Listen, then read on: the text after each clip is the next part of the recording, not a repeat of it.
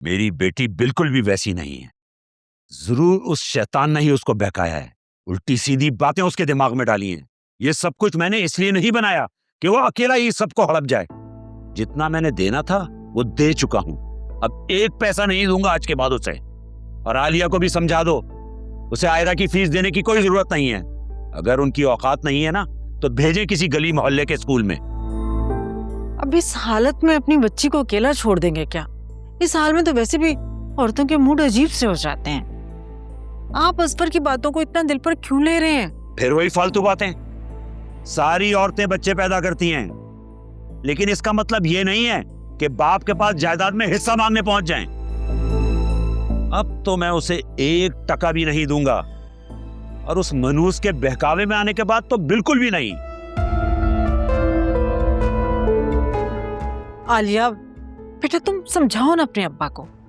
बाप तो अपनी बेटी का घर बसाने के लिए पता नहीं क्या कुछ नहीं करते। अम्मा, ये सब कुछ बाबा का ही बनाया हुआ है। अल्लाह पाक बाबा को लंबी उम्र दे, लेकिन जब तक बाबा हयात हैं, किसी को भी जायदाद में हिस्से की बात करने का कोई हक नहीं है। जोया बाजी में ना इन बातों की अकल बिल्कुल भी नहीं है।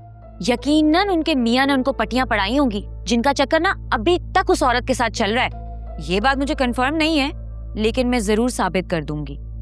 और ऐसे कौन बदल जाता है? बकौल अम्मा, ये अब वो पुराना वाला असफर नहीं रहा है। ऐसा क्या हो गया कि वो रातों रात बदल गए? जरूर ये उनका ना ड्रामा है।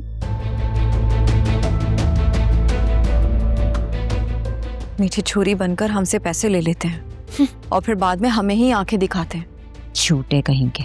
देखो, तुम्हारे बच्चों को भी समझ आ रहा है, लेकिन एक सिर्फ तुम ही हो जिसके आंखों पे पट्टियां बंधी हुई हैं।